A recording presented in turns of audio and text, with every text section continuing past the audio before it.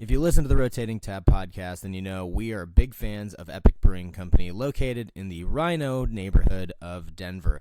The people are awesome, the tap room is really cool, and all of the beers are wonderful too. I mean, you can get a little bit of everything, something for everybody. I personally love the Paca Hard Seltzers. They're made with real fruit. They have one that's like orange and vanilla that I've really been digging recently, and on a hot day, they pour that in like a slushy machine, and it is so damn good. But if stouts are more your thing, their Big Bad Baptist series is world class. They're coming out with new creative IPAs all the time, and it's worth checking out. The Rhino neighborhood is probably one of the most fun parts of town. You can do a little brewery hopping, but make sure you start and end at Epic Brewing Company. They're big fans of the show. You should support them because they support us. We do a live comedy show with those guys too. That's on Thursdays. The next show is June 17th. Those usually start about 8 p.m. We have some of the best comics from Colorado. People are starting to tour again, so we have people from New York, LA. Basically, you never know who you're going to get, but lots of our comics that we have on our shows have been on HBO, Comedy Central, Netflix, late night, all the stuff. So come hang out with us at Epic Brewing Company and have a laugh, have some beers, have a good time. Lots of cool stuff going on at New Image Brewing Company. One of the most exciting things is that live comedy returns to New Image, finally. Our friend Christy Buckley hosts an amazing show there that I'm excited to be a part of. I'll be featuring that night for the one, the only Ben Roy from True TV, Comedy Central, and HBO. The man is a local legend. That's Friday, June 25th at 7 p.m. Free show, so come down to the brewery. The earlier you get there, the more likely you'll have a seat. This one is going to pack out quick, so don't miss out on that. Put it on your calendar. And then outside of that, you know what to expect from these guys, and that's to not know what to expect from them. But you can always anticipate that it's going to be very well done, including their Pint Cake series. This one that they just released on the 11th is called Banana Nut Muffin. It's a sour ale with banana, cinnamon, vanilla, walnut, and lactose. Kooky. And then they just released a new collab that they did with Four Noses called Playing With Your Friends' Toys, which is a hazy IPA, New England IPA, but they use this hop cannon that Four Noses has. I don't even really know what it's all about, but according to them, the hop cannon should increase the aroma and flavor of the hops by dissolving the oils from the hop pellets or powders. And these two breweries are some of the best in the state, so you can count on it when they get together. It's going to be amazing. So grab some either at the brewery, or you can try to order some online. If you can't get any in Colorado or because you don't live there, just go to their website, and you might be lucky enough to have it shipped to you. But go check out their tap room. It's amazing. The food's delicious. The beers are good. The staff is awesome, and definitely worth the trip.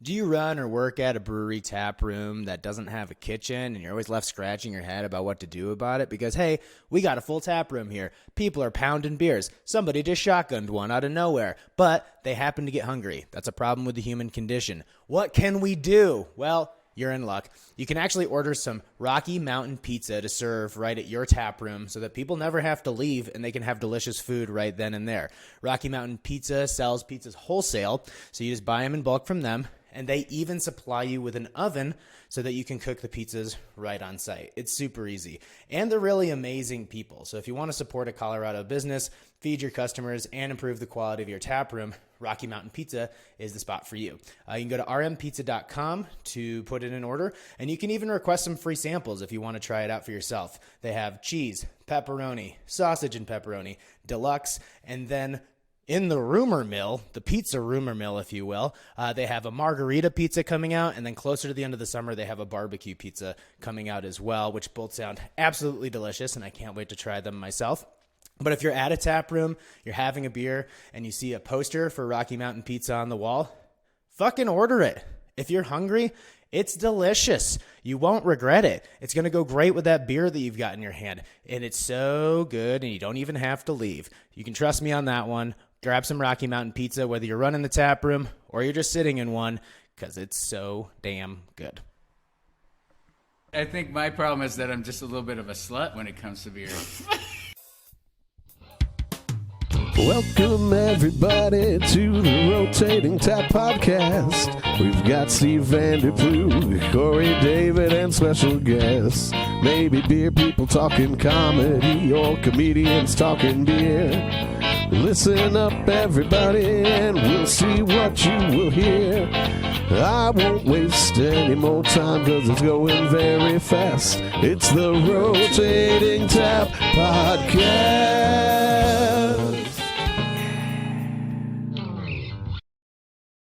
I will likely be this loud. Great, and we're off. Hello, hey, welcome You're to. already speaking. Yeah, we're already talking. Oh. This is how we start podcasts. We just go for it.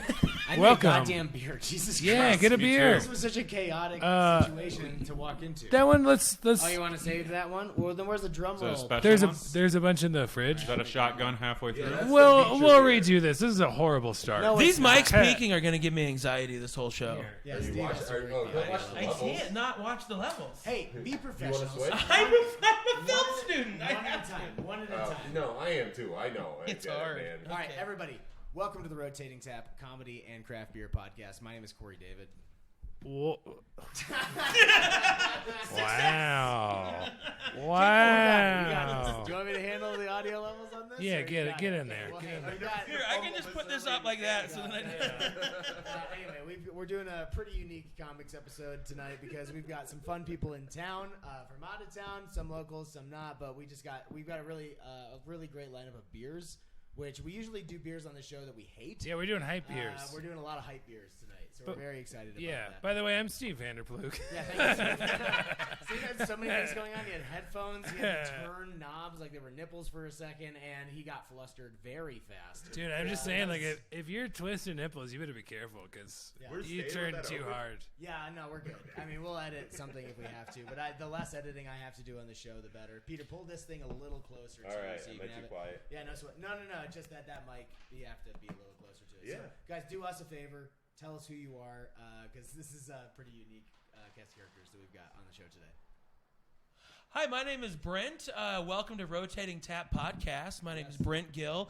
We have some fantastic hype beers on the podcast today. Way to My go. co-hosts joining me, Corey David, You don't Steve have to Vanderploeg. redo the Oh, intro. I'm sorry. You're nailing it, though. Doing Yeah, good. I mean, you did a great job. First take, killing it. That's me. I'm Brent. I'm all one take Gill. Brent, what's your deal? I mean, you live here half the time, and then you're in LA half the time. That is correct. I like golf. I like cars. And so I play those in California. Is that If what you had to wanted choose know? between a weekend of golf or a weekend of cars, what would you take? Am I paying for the golf? It's all free. Oh boy, god damn. No matter I would what. take a high performance driving school over a golf round any day.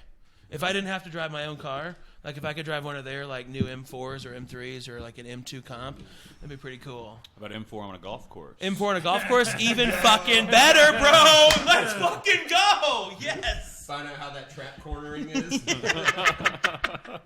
Hell yeah, dude. But yeah, I'm back and forth. I'm out here just smoking some cannabis and living some dreams in the second greatest city in the Union.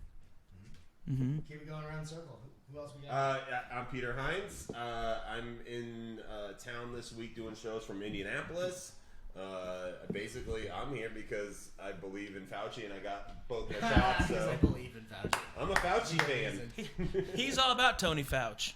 Yeah, baby. I mean, I was a good boy for a year, and then Yeah, they yeah, say you don't need masks, you can go travel, and it was like, I'm doing it. Wait, you were really good for a year? Yeah, it was hard. Really?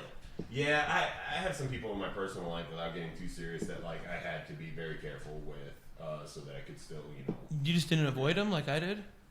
I avoided them as best I could, but it was still like, I mean, I had to work kind of like a service industry job because like, Copy. I lost all my jobs when it started, but yeah, I was masked. I was like so careful with that. I would make sure I would spend at least 2 weeks before visiting anyone, but Wow. it just takes one time. You're right. It just takes one time to kill your grandma. It's just like pregnancy. Yes, Exactly. you just got to leave it in for a little too It long. takes the one time. Yeah. Good thing I didn't have a mask break, Yeah. And I'm last Michael but not least- Isaacs. Yeah, and I'm Michael Isaacs. I'm here in town every week. Here Imposter. full-time. Yeah, and I'm happy to be here. Let's see, earlier today, I discovered a new love for Madonna. Yes. Yeah, I don't know if y'all have heard her lately. song? Yes, Queen. I was listening to the Immaculate Collection. It's like an hour-long collection of all her stuff from like the 80s, and it's pretty incredible. Really? Yeah.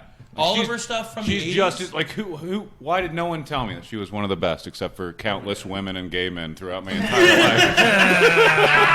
life? You always got to listen to the feminine side, dude. They know what's going on. Yeah. Dude, Madonna. Whitney Houston. Yes. Yeah. Of course. But. Dude, Madonna is fucking so hot for 60-something years old. Yeah. So is Martha Stewart.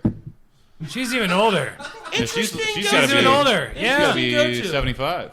I would for a woman like that has 84. I fuck Martha Stewart at 75. But for someone that What has a about very 84? clear Nerf ball kind of texture to her, you would think if she presented herself to you, you would not be able to say no, because those over medium eggs the next morning are the best things you would ever It's have true. in your entire goddamn well worth life. That's how she traps you. I mean, she has, it's I Nerf thought it was all a pussy around. joke Yeah, at it's first. Nerf. I thought it was a pussy lip joke, and then it went to food quick, and I was like, cool, I missed it, but fun. Yeah, but yes. it actually meant over easy eggs in the morning.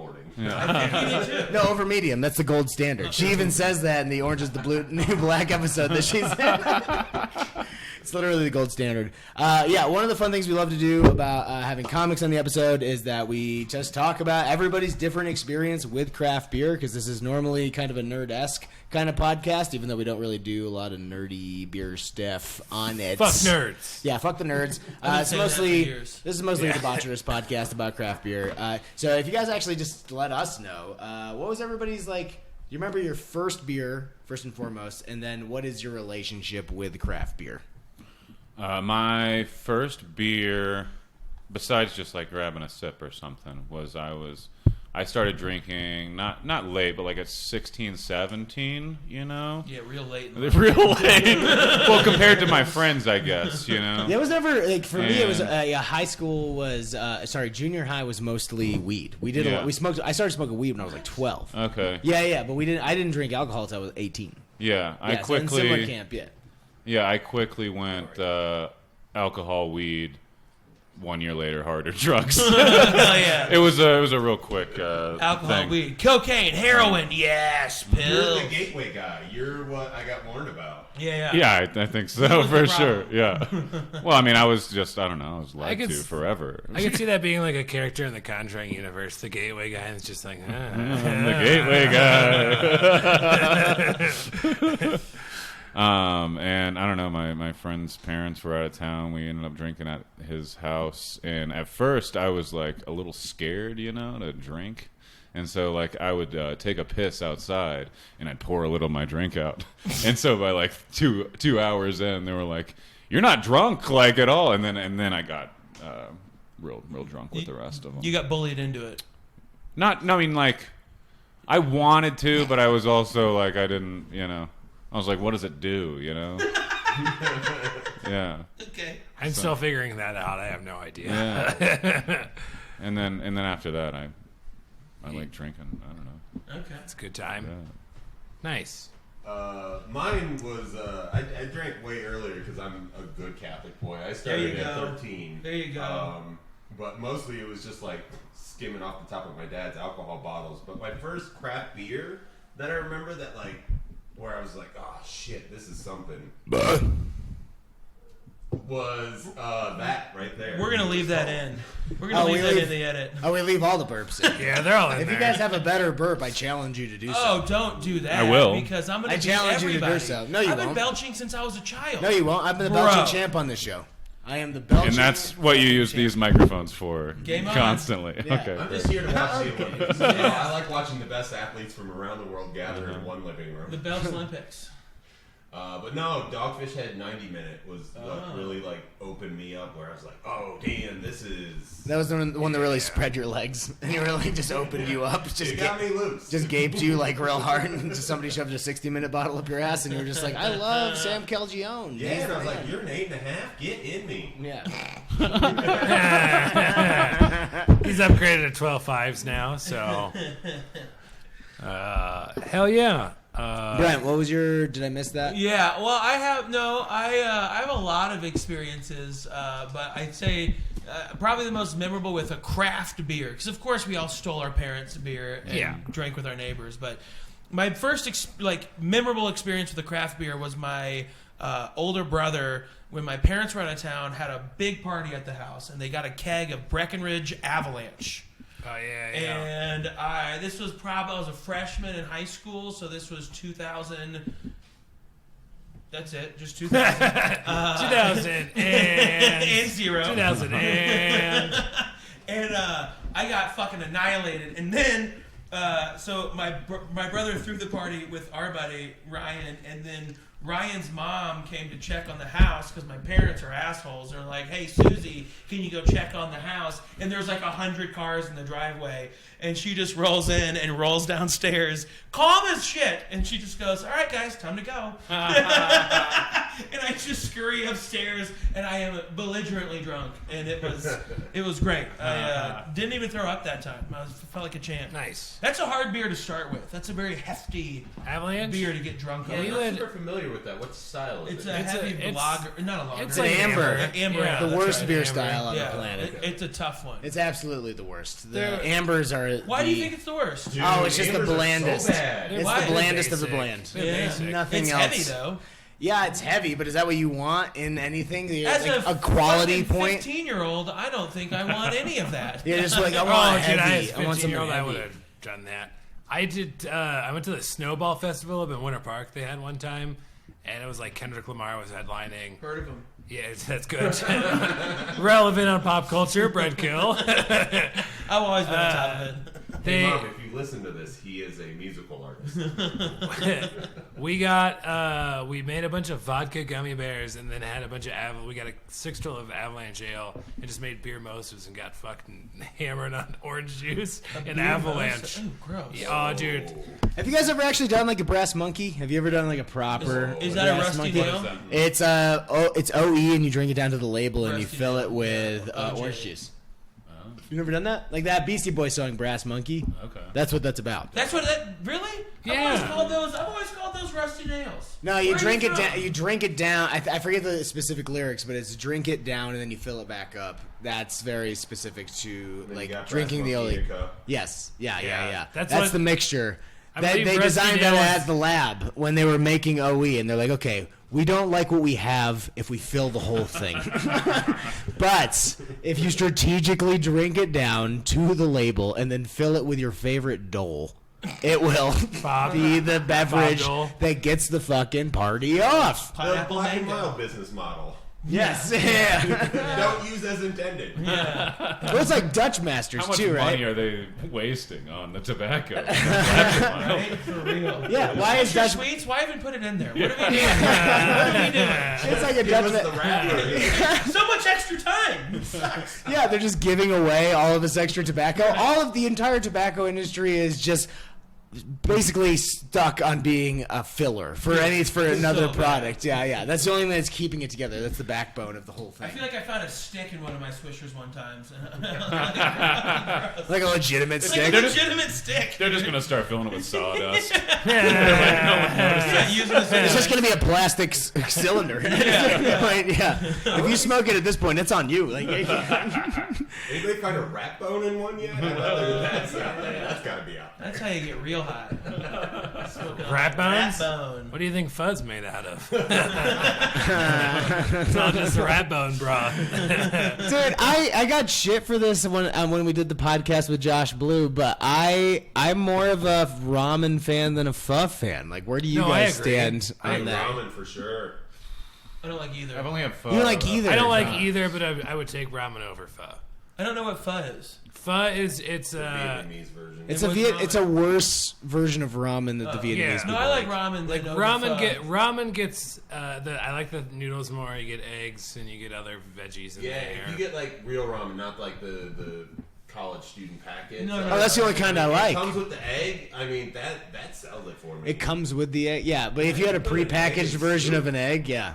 Doesn't matter if it's chicken noodle, just like plop an egg in there. You're like, this is full circle. Hey, listen, Not only I've did I done- cook your bones, but I'm also gonna make your birth. I've done in that the with same top bowl. ramen. I've hard boiled an egg for top ramen and it rules. It's so good. Yeah. Oh yeah. Whoa, But now I want to put some eggs in chili now. I want to try egg. in Don't every do soup. that. You're a fucking monster. Yeah, Yeah, but deviled eggs are trash. I will go hard What? stance on that. Deviled eggs Deviled are eggs great. are No. trash. Yeah, deviled eggs Fucking are the tell me, best. eggs rules. Yes, deviled eggs. I mean, store-bought garbage one's fine, but like Yeah, real, like a homemade deviled egg. Fuck me running. Yeah.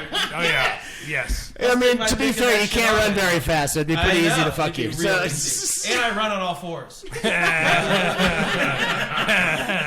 then I strategically take breaks where I roll over and spread my legs. Someone rub my belly and fuck me. Okay, no. That's a runner. So we are drinking Drumroll, which is a hazy pale ale from Odell Brewing Company. And one thing that's fun about this beer that I didn't realize. Drum roll, please. Oh, you just ruined my story. What a killer story. Joke, Steve. It was. Well, I didn't know until I go up to a bartender and say, "Can I have a drum roll, please?" Then in that moment, I'm just like, "Oh, I see what you did there. That's really fun." Boy, Well, that's you the know, first time thing I thought when I read this label earlier. I know. Well, you're much smarter than I am, Michael. We've I established like that. the I like the late payoff though for you. We've established that 10 times over. I have complimented you many times on how good your jokes are, and then you basically compliment me on being happy. So much serotonin. I think that's a perfect way to segue into one of our favorite comic segments. Yeah. Peter, pick one of these. You brought a couple dark brought some ones. really cool stuff. I think since the drum roll's a pale ale, I worked at a brewery. I'm a bit of a snob. Let's go to the Heady Topper because then you're gonna just one up it. All right. You know, we're going to the All next right. one. You want to go to the Heady Topper? We can get started with Bombers Club, which is part of the show that we always do with comics episodes where we share a bomber, which is the bottle size. It's called We a bomber, are doing Heady Topper outside of the can, which is fine. Specifically against what they say. Exactly. There's being a a- large yeah. print on the top of the can. It says, Says "Drink drink from from- can!" Not only that, but Exclamation point. It's yelling at you. we're putting in a solo cups. I'm putting one in a So coffee cup like Proper a real glassware. late night show. So, as a part of Bombers Club, every comedian on the show shares a bombing story that they've had. Never had one. Yeah. yeah, The show, Jeff. we've already made fun of you Yeah, so many we've already- times on the pod. That's the fun part is that usually we just share Brent bombing Brent stories. bombing Yeah, stories. whenever you're not here, so we're just happy that we could cover They're all of them plentiful. for you ahead of time. So when we share new beers, we always just like to go around, commiserate a little bit, share a bombing story. Anybody that wants to jump in, if you have something that comes to mind, feel free to do Yeah, so. I got it for sure. Oh, why my mind? How quick the times changed. This was probably my favorite one ever. This was the very first paid weekend I had in my career. I'm like a sophomore, junior in college. I'm opening. It's at the Improv. This is back when Stacey Hart was still the GM there, and I was opening for Tony Rock, which I love Tony Rock. Oh, dude, good. It was Okay. Tony Rock and Garrick Dixon was his feature, and I go up there and I'm doing 15 minutes. I'm making sure I stay to my time. I'm making sure I don't go over. And I get to the end of my set. It's like 14 and a half minutes. Like there's no time, and I just hear from the back of the stage or the back of the room, "Get off the stage!" And I had fucking nothing. I had no response, and I just go, "Please keep your table conversations to a minimum." Like you're a fucking airplane Dude, I stewardess. fucking crumbled under it. And I told my buddy this. He's like, "You gotta come up with comebacks." What? You just said keep your table conversations to a minimum? You suck. What are you doing? Yeah, so that was probably that was my very first like real bad bomb. Other than when I had a gun pulled on me, but other than that, I feel like that. You've was also had a gun pulled Yes. on you at a show? Cool. I have Wait, also had that whoa, experience. is that so, a common thing? Yeah. Enough. Anyway. Maybe I haven't bombed. Abortion jokes that some women don't like those. Yeah, I Oh, also the woman? Yeah. at a show over the summer. I don't like your jokes about killing people. Here's my gun. Wait. So how did you have a gun pulled on you at a show? This was and Spencer James knows the story better because I didn't see it. I was on stage till she leaves the place, comes back in with a gun under her. Did somebody just try sweatshirt. to John Wilkes Booth you and they were gonna shoot you from behind? Like you didn't see the fucking thing happen? She pulled the gun out and she's coming like towards this. She comes back in the fucking room and Spencer James and a couple other comics. Roger Norquist was there, and the bartender, because apparently she was a regular there, and they just like, okay, all right, and they just shoot her out, and that was it. They didn't fucking call the cops or anything. And Spencer, was this around here? This was in Broomfield. Yeah, it's probably 13 years ago, something like that. I was real young in comedy.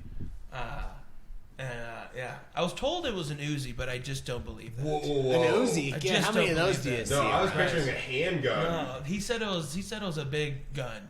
It was a big one. Yeah. How big was it? Like a fishing story? Yeah, like right. somebody pulled a gun on me. How big was it? It was just gets so bigger and big. bigger. Oh, it was an the biggest AK-47. gun I've ever seen. So we were doing a show over the summer, and there was like a domestic violence dispute going on the other side of the parking lot because we were doing just like outdoor comedy. And at one point, the guy picks up the girl, and they go behind a building, and then I run over there with like another dude, and then when his buddy sees what's happening, like. He goes to his car and pulls out a gun. Nice. Yeah. Nice. So I had somebody like flashing a piece at me while Dr. Kev is on stage, just like, Dr. Kev's wonder what's happening over there, huh? Hope everybody's okay. He used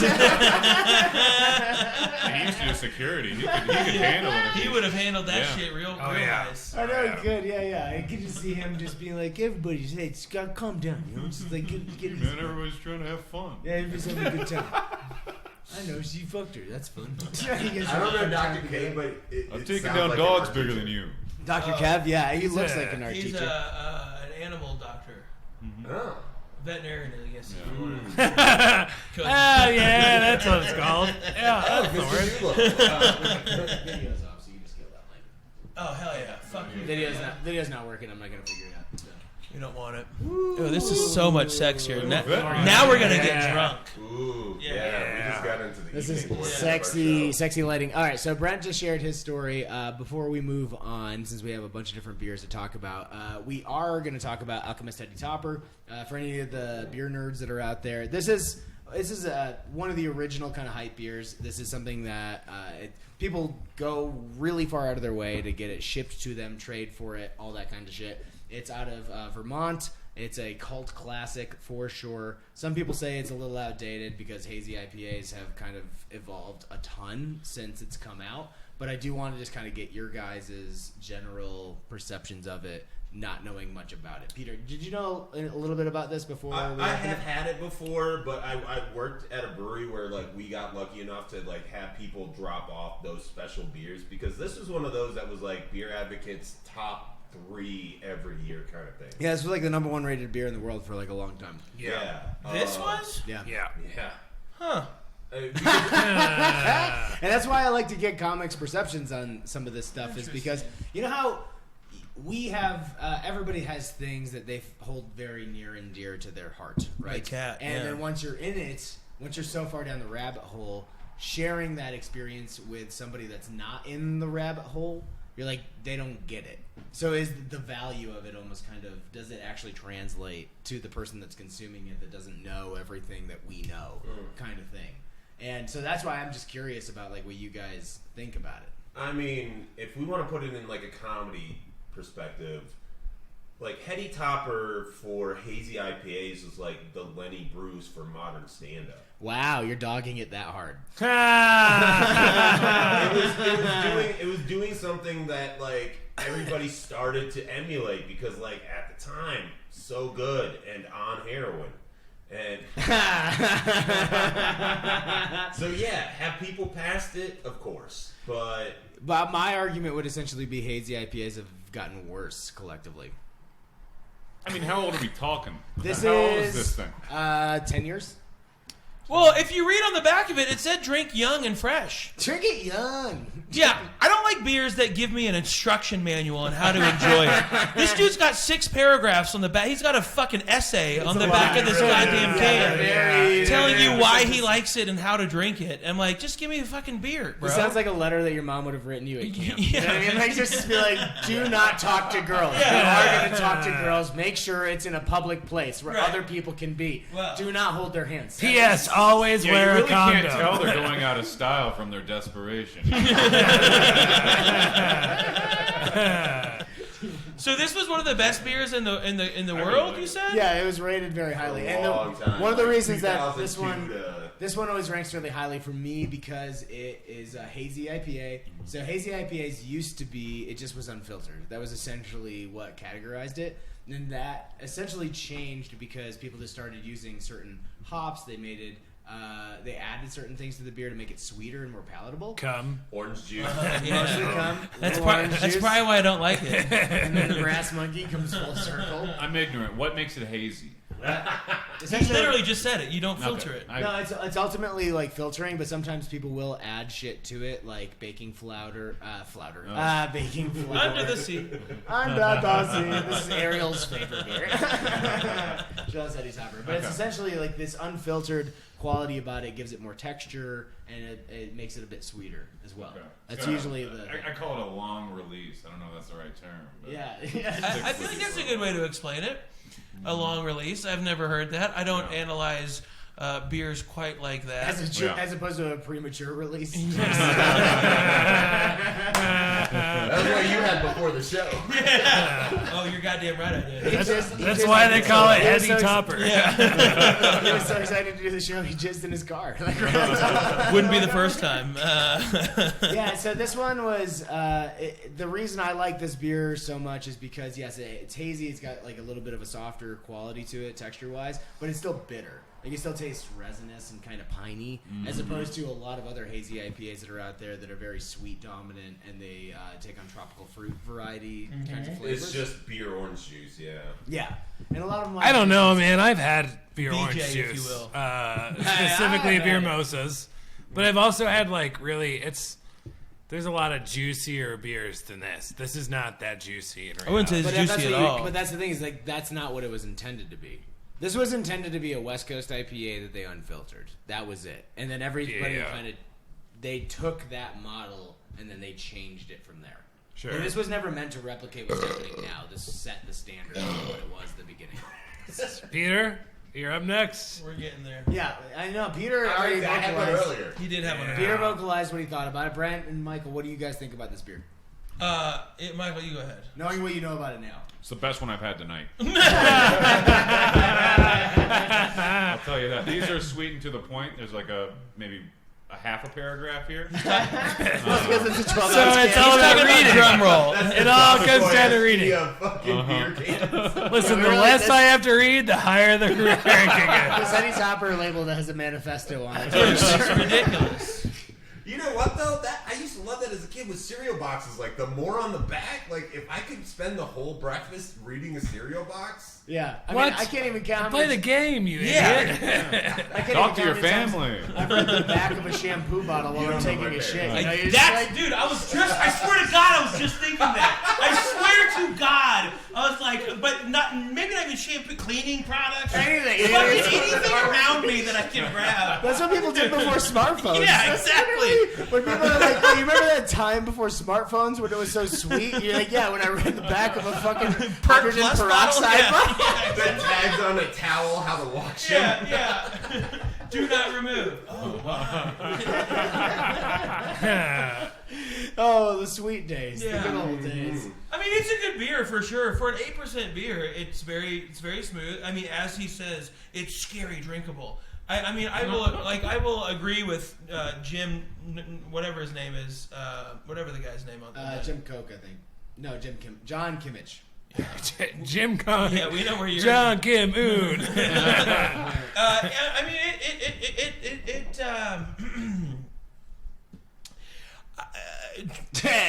people going out of their way to trade for this shit, get the fuck out. yeah. Like, this isn't the 1600s. You know what I mean? Like, this is fine, but I wouldn't go out of my way to get this. I would rather have a Maharaja from Avery than this. Sure. That is a good one though. I would not, but... That's fine. We can agree to disagree, Corey. Yeah. It's okay. No. That's That's what part makes of good podcasting. That's part of the show. Fight. We don't have to hard stop right there. We're done. I'm going home. Thank you. That's not the thing. Well, I'm glad you guys got to. That's cool. I always love just sharing new stuff with people that haven't had it before. That's supposed to exist in this realm in another industry that we aren't aware of. Right? Sure. Like it's super important to people in another business outside of comedy. and then when you give it to somebody else and they're like, I'm just experiencing this for the first time, that's fun. Like, it's cool to like just get somebody's perception on like a new thing that's supposed to be very good. Right. It's like introducing somebody to comedy, and then you tell them about all your comics that you really like that are kind of like niche and it's not mainstream. Then they're like, I have no idea who the fuck that is. Do you guys have any, before we move on to bombing stories, do you guys have any of those like comics that you love so much but other people have no idea who the hell you're Steve Vanderploeg. Definitely Patrice O'Neal. I mean, more people know of him now, but Yeah, I mean, he's... But he's like- still a comics comic. But like he's when not a household name, more yeah. people still don't know about him. And then if you didn't know about him before he passed, or like within the year after he passed, you don't know about him. Yeah. And I think that's really frustrating to me. Yeah, what's frustrating to me... Same with Brody. Yeah. Brody's a good choice too, for sure. What the frustrating thing for me with Patrice at this point is everybody just continues the conversation about like, oh, I wonder what he would have been like now. I wonder what he would have been like now. What would he have to say? I'm part of about that. this? Everybody. Yeah, but I'm just like, I don't give a shit. Like Kurt Cobain. It's impossible. I for sure do. It's impossible to say. All this when we were in the height of the cancel culture and like all of this. Oh boy, this is gonna come out bad. Hang on. Hey guys, get ready. Brent's gonna get canceled. God damn. It's too late. There,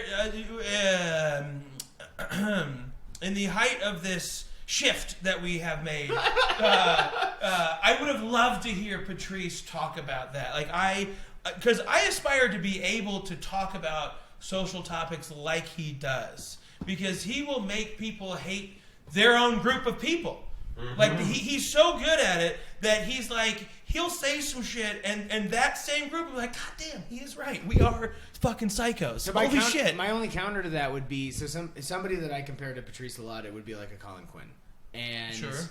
Colin seems to have gone in a different direction in his older age, where he's not as outspoken, but he's doing very artistically impactful things the way that he wants to do them. He's not this like flamboyant figure that exists in entertainment and exists in comedy.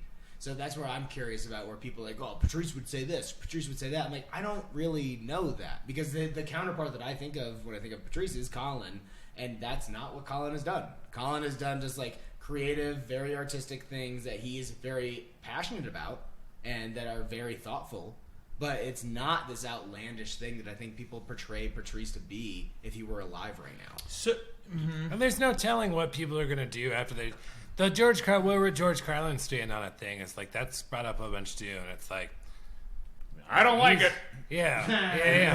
He got real grumpy towards the end, huh? Took a real grumpy. I don't know, dude. I don't think Patrice would have budged from it. I feel like Colin Quinn got pushed into where he's at now. Like, to me, it seems like Colin Quinn the industry never, like, they gave him a ton of opportunities. It never hit huge. It was like, for us, we loved his shit, but it never hit huge. So he's like, fine, fuck it. I'm going to do what I enjoy, because this is what I want to do. And fuck the industry. I'm just going to do what makes me happy, which is what you're saying. He's doing a bunch of artistic stuff that I think if the industry gave him the opportunity, I bet you he would have done what they asked him to do. I feel like if the industry was like, we got a special or a TV show for you, but you have to do it this way, and here's how much we're going to pay you. I could see him saying yes to that. I don't think Patrice ever would have said yes to I'm that. just curious about whether or not he would have become like a subculture guy, like a Stanhope, or if he would have like... Patrice? Yeah. I can't see Patrice I don't doing see that either. what has essentially been one-man shows that Colin has been doing, you know. In the best way possible. They're very Right. stand-up heavy one-way shows, Sure. but I don't see Patrice being like, and we'll have a picture of New York behind Yeah, right? Yeah. Fucking Patrice wants to be in a club. Yeah. Like, old school, he wants what he wants. But Any other comics that come to mind that you guys are just like, because I hate to say, as much as I hate to say this, whenever anybody asks me who your favorite comic is, Carlos I always Mencia. say Brent Gill. I always say Brent Gill. And then, Carlos Mencia. mostly Carlos Mencia. And then Mish Fatel. And no, I always say Sam.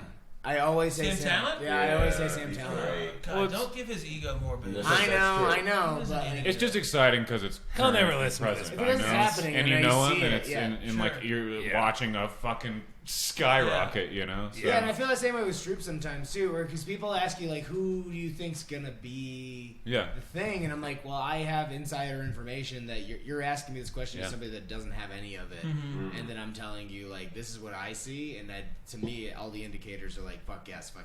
I think it's gonna, it can't not be, right? Sure. Yeah, man. Who else is doing Quibi? You know. You know, Roku bought all of Quibi's content. Oh, I mean, I did think it was weird for it to die. Did they also get CISO? I don't know if CISO was making original content, were they? Yeah, they had that Rhea Butcher, Carmen. Take My Wife. Yeah, That's right. and they had a couple others. I think they might have had one season of Letterkenny. I might be wrong, Yeah, but I feel like they had a lost season. They had some Letterkenny stuff that they were doing. Interesting. Yeah. Good old CISO up and down. Yeah. I don't need the Gone deep forever. dive, by the way, but I do want to give a shout out to one of my favorites. I call him the Professor, but you guys know Stuart Huff. No. So he is a road dog. He has been doing it for like 30 years. Huffing and puffing and blowing houses in. Yeah, he's a Kentucky boy based out of Athens, Georgia, and like basically is another one of those comics where he just loves the road dog lifestyle. Like he's got the material to do, you know, like he could get a special, but that's not what he's about. He's not pursuing it. So it's one of the, he puts out a new album. I mean, I do. To be fair, I say the same thing about myself all the time. So. Well, I think that raises a question. Do you think it's by choice for real, like you're saying? Or do you think it's something else? Be it a fear of success, be it a lack of work ethic to get that, be it a lack of path to, like, I don't understand, like, I don't know how to get to this, so I'm just going to keep doing what I know how to do. Like, do you think it's more that, or do you think he's actually, because it's weird to me to hear that someone is actively choosing to not skyrocket their career. Yeah, you know what? I might have put words in Stewart's mouth on that one, so I don't know if he's ever been offered it. But like, it's more along the lines of a Chad Daniels, where like, you know, Chad is one of the, but he loves doing his thing, and Netflix. It's not really, you know, like how he loves to like bomb a show and then dig out of it. That's not really Stewart's style, but you know, like those guys, like they should. Or Chad definitely should be. Chad's so fucking fun. He does have specials. He has a couple now. Dad Channels on Amazon only Prime. been recently. I mean, yeah, and I think he's got 2 or 3. I think you're right. Okay. Well, actually, I'm a little so wrong. somebody that I want to bring up would be Chad Daniels is very funny too. Holy shit. There's somebody that comes to mind for me anyway, because Michael's opening for him soon. Is Eddie Pepitone yeah, Eddie's the in greatest. Chattanooga, right? Yeah. You're doing the club down there. Well, it's a bar, but yeah. Yeah, it's a bar. Yeah. Yeah. But you're Because the club sucks down there. There's a club in But- Chattanooga. Yeah, it's called the Comedy Catch. Gross. yeah, and I don't even know. If, The Comedy Catch. Like you caught a wild like fish in a sea. yeah, exactly. Like nice. So we're just gonna Here's net the in our fans. Get in here, you fuckers! Enjoy. Here's the That setup sounds of the terrible. Comedy Catch, okay? that You got a would be big, massive warehouse space, huge, high ceilings, right? Perfect for You're in the comedy. corner. You're in the corner on a stage. There's a projector to your right, and you're on it. Gross. Because Twice one's in as front high of as you. Wow. In the corner. Wow. It's like the worst stadium ever. Yeah. That's at the Comedy Catch. That's the Comedy Catch. So they have a lot of great independent shows. Nice. in Who books Chattanooga. that? Michael Alpha Warehouse. And so yeah, they have a lot of great. They have a good independent scene down there. We're getting warmed up. The tower, when it the tower is comes falling. But when it comes to Eddie, like he's just, I don't know. He put out that special last year, and I think it got a little bit passed over. And I was just like, this is the culmination of his 4 decades of work. You know, It's really really great. I don't know. Not to be negative here. Sure. but go ahead. And I'm not saying this specifically about Eddie at all, but this is a good example. We could also lump in Deacon Gray in this type of example. We could lump in a lot of road dogs on this. I think Stan Hope Brent's about to roast a dead man. made it out of this. But do you really think that that is the path that we really want? Like, do we really want to be on the fucking road in our 50s because we have to? That sounds fucking terrible. Yeah. Going to a bar in Chattanooga, and again, I'm not shit talking anybody. You are. Because I'm not specifically trying to shit talk anybody. Sure. I'm just saying that is a fear of mine. That I couldn't even get through Sam's book because his character is a fucking giant fear of mine. That we're 50 years old and we have to go take these gigs. Yeah. Like that's scary to me. Right. Still better than working in a factory or You in are a right. bullshit office. You're right, but you're gonna die at 65. You Saying can't put 59 is you all can't I put need. your body through this kind of lifestyle, and because we don't take care of ourselves. Other than fucking Corey's jawline, we don't take care of ourselves, and I feel like I that. mostly do chin-ups where I just hang on the bar with my face. And It I is a think strong job. I think Eddie is like a Stanhope, and that he's choosing that's how you want to do it for sure. Right. But that fear We have of like the unknown guy that we don't know that is just all right. road So dog. I guess By the way. He's in his he's 50s. like 35, I think. Eddie oh. Yeah, I think Eddie's like 65. Yeah. Well, I guess what I would say is that I don't know if they are choosing it, but it's not because they have this other option that they think is more glamorous. Because I was talking to Sean Patton about that same thing recently, and he's like, I was talking to him about it. I'm like, dude, you're a cowboy. Like, you like the way that you do the thing so much. Kyle Kinane's a little bit like that, too. That you could have capitalized on this way before. Like, you could have figured out the way to do this to make a lot of money before, but you don't want to. Like, so it's and that's the path for everybody that's a little different, right? Some people are like, I want to write a script, I want to write a pilot, I want to do a podcast, I want to be something inside of comedy without necessarily doing stand-up. It doesn't make it right or wrong, but those people, I think that's just how they're wired. They don't really want to do it a different way. It's not that that's the goal, it's just that that's how they want to do it. Yeah. And, you think And the people isn't writing- that... Sorry, go ahead. Oh, I'm just saying, do you think the people writing scripts, though, are doing it for the money, or that's just Yes. where their creative bone is taken? It's both. It's It's absolutely both. both. You're It's right. absolutely both. Fucking Andrew Orvidal loves writing scripts. Yeah. He fucking loves it. But nobody's writing Grey's Anatomy because they love it. They love that paycheck. They That's want what that they money, fucking for love. sure. But then again, there's also the incarnations of a TV show that they might love, and then they're in it at a certain point, and they'd start getting a shitload of money, and then they don't leave, right? Like, you can start something, and it'd be and you really get trapped fun in and it. creative, and then you're Yeah. like, this money is too fucking good to pass on.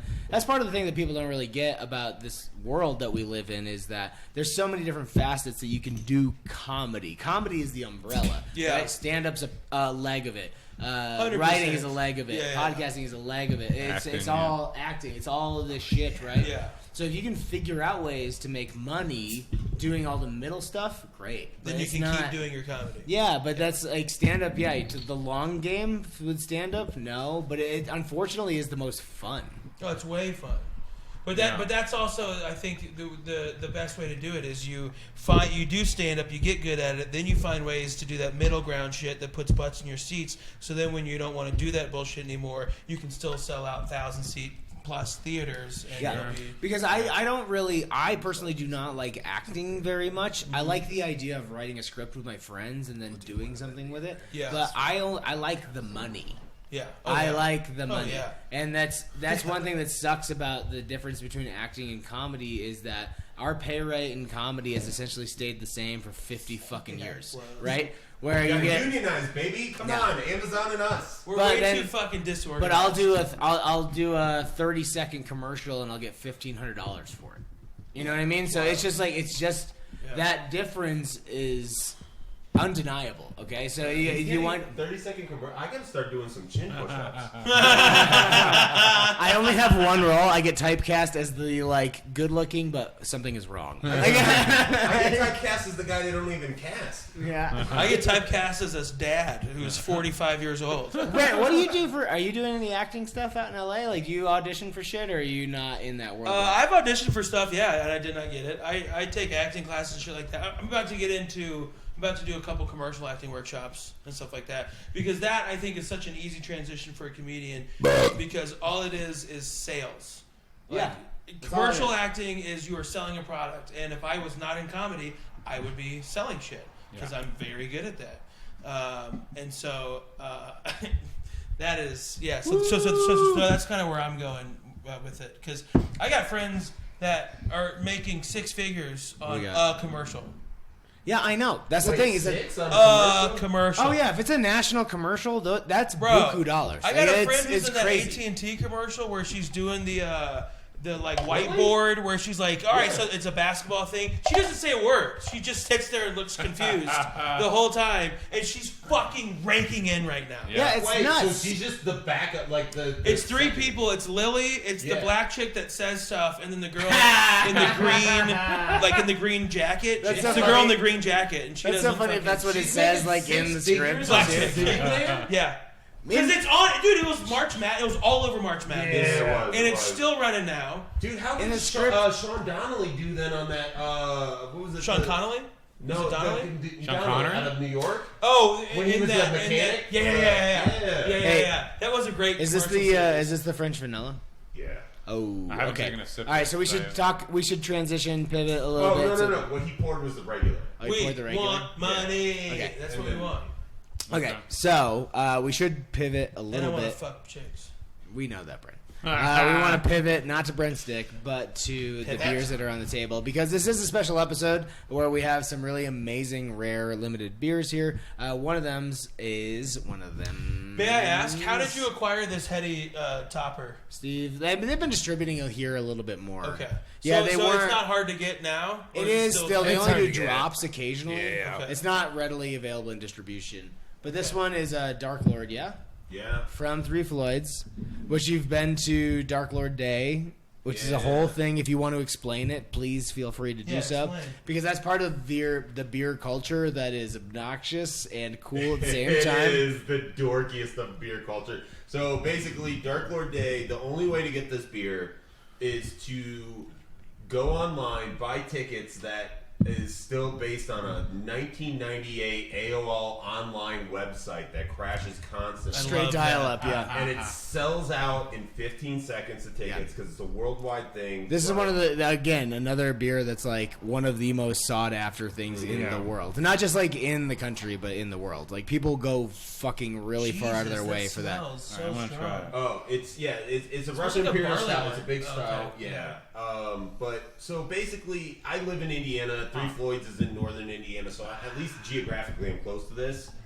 But it's something they've been doing for 12 years. But the only way to get it is to buy tickets for this festival. It's $200. Right. And it essentially turns into the Comic-Con of beer. What happens at the festival?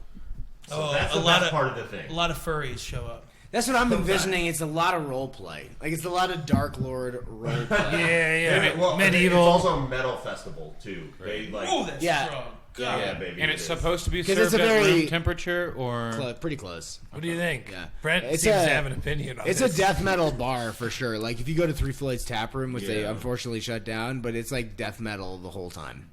I have a little story about True after that Peter. sounds like my kind of place. Yeah, it's That sounds pretty good. awesome. But essentially I've been going, it's like the Comic-Con, but the best part about it, if you ever get to go, if you're ever interested, is it's not so much what Three Floyds is putting on, it's that you're allowed to bottle share there. So you get people from all over the world, people from Belgium are there bringing stuff that you never see the shores of. Yeah. And then everybody's got their bottles open, and everybody's got these little taster cups, and we're just sharing. We're just... Yeah. And Yeah, this it's only the camaraderie. pre-COVID. That's the thing is, it's the camaraderie part that's very fun. It's the sharing and hanging out with people, trying out new things you haven't had before that are also incredibly esoteric. That part has never been bad for me. That's the part that I always really loved about the beer industry was this camaraderie part of it, where people just everybody collects. Because every year Three Floyds changes the rules and makes it like more corporate, more expensive, shittier. Like. I honestly, if COVID didn't happen, and I don't know if the festival will ever come back, but I was probably going to be done after what we're drinking is the 2019 version. But Okay. that was the last like one they held. And Steve, is there just I was going to back out of it let's because do a little. So Steve said it's 15%.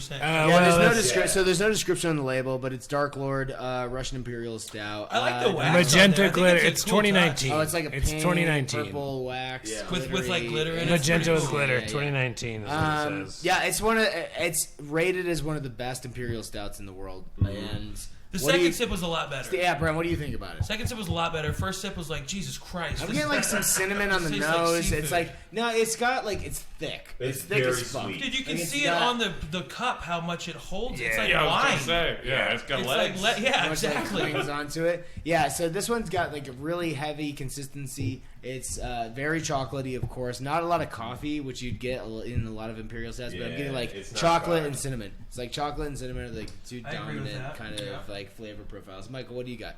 Yeah, it feels like it should be shaken more. It's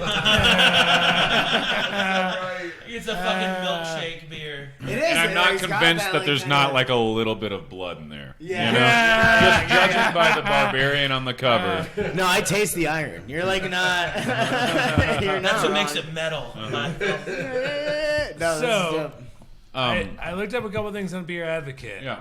Which do you think ranked higher, the Heady Topper or the Dark Lord, overall?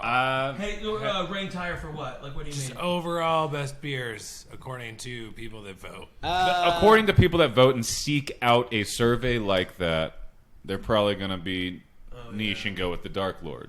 Yeah, I think Heavy Topper, I would drink more frequently. I would agree with that. I'm going to say it's the Heady Topper because I think it's more available. I think so, too, because I think it's more drinkable. Yeah, I'm going Heady Topper. Dark Lord is ranked a score of 97 out of 100, or out of 100, 97 out of 100, ranked number. Oh, where'd it go? Sick, dude. Hot Edit break. No, they ranked number 24 overall. What? Heady Topper, dude? No, that's Dark Lord. Dark Lord. And where's Heady Topper? Heady Topper. 23. Downloading. Well, score. Overall score out of 100. 100 ranked 5 overall. Right. Wow. Right. Wow. So I mean, all beer. I absolutely agree. Is... The first taste on your tongue is so much better on that. I mean, and obviously your tongue gets pummeled by this, so the second taste is fine. But I think Heady Topper's better. Yeah, but it's weird how your rankings are strange, right? In the same way that comedy competitions are very strange, where you're just ranking this thing that somebody put their heart and soul into, and it's the best that they can possibly do, and that lots of people love. Lots of people love. You see that with this regular? People love this. I hate it. People fucking love this beer. They love both of these beers a lot. So to say that there's even any kind of a ranking system that goes along with it speaks a little bit to the like ridiculousness of the craft beer business, but also conversely speaks to like the comedy contest kind of aspect of what we do, right? Can I blow your mind for a second, though? You better. It has nothing to do with the ranks or whatever. But this better not be like where somebody says, I have a funny story. Dollar-wise, Heady Topper on a secondary market, you can trade for it, but I don't think it brings much. This bottle, just the regular Dark Lord, I could resell for 2 years, probably $40 to $50. Oh, absolutely. And this one's $600. Right, because I want to take 2 more sips of this, and then Well, it's also the holding value on these two is that they can age. Yeah, and Heady Topper cannot. Like, so Heady could. Heady Topper is gonna be like the quickest beer you drink ever. Well, a hoppy beer, a hop forward beer. The first thing that goes in a beer is the hops. Yes. It disintegrates quickly, it oxidizes quickly, so the off flavors start to show themselves very quickly. And then if something is not a very hop forward beer like these, it's very subdued. Like, you don't see some of those flavor profiles that you would get like from all of the off flavors you would perceive from hops. The age is actually better on these because the alcohol heat kind of like blends in, some of the sometimes flavors come out. Yeah, sometimes if it's super boozy up front, like some of the chemical reactions that happen in the bottle, where it's like they're called phenols and esters, where they will literally disintegrate over the course of time, and then new flavors start to emerge that were hidden from the booze beforehand. Like, you get that. You ever have something where beer particularly where it feels hot, almost like it's just like super boozy up front? Yeah. if you let that thing sit for 2 years, that goes away, and then new shit starts to surface. Like new flavors start to emerge. So it's like wine. Very much so. Yeah. They age differently, but it's the same concept. There's sellers for both. Same deal though. Like some wines age well, and then others don't. You need to drink within a few months. Yeah, there's some shit you gotta like drink immediately. For sure. Well, I dorked out on how I age these. Like, I've got this spot, like, I've got a basement and then the house, and then there's this crawl space where it's dark, it stays, like, the temperature, the ground temperature. That's the best place to age those. Like, you want to go for, like, 60 degrees is, like, optimal. Like, 50 to 60 degrees Winter, is the best summer, time. It doesn't really change. All right, so, Peter, because you shared this amazing beer with us, what's one of your worst moments you've ever had on stage when you were bombing? Thank you so much for sharing such an amazing What was the show tonight? Oh God, I was hoping you'd say that. Yes. I thought you were going to say Boulder Comedy Show, Brent. Nah, dude, I smashed tonight. He puts earplugs in before he goes on stage, so he always smashes. No, you know what? I will say one of my biggest bombs was one of the first shows I ever did out here in Colorado. Stephen J. You guys all know, local guy. AJ, yeah, sorry. I met him at a festival, and I haven't seen him for years, but he helped get me on Comedy Works New Talent Night. And it was... You bombed a New Talent Night? Yeah, that's pretty hard. No! Was it downtown or South Club? It was 2016. Was it downtown or South Club? Oh! I was dude! Christy Buckley, who lives here, was there that night, too. Yeah! I was at Zany's Rosemont eating shit on that night, too. Yeah, it was... I'm pretty sure that was the first night I ever got to host New Talent Night. Yeah, you won. I'm pretty sure that was the first one I ever had to host. Deacon gave me fucking election night. He was like...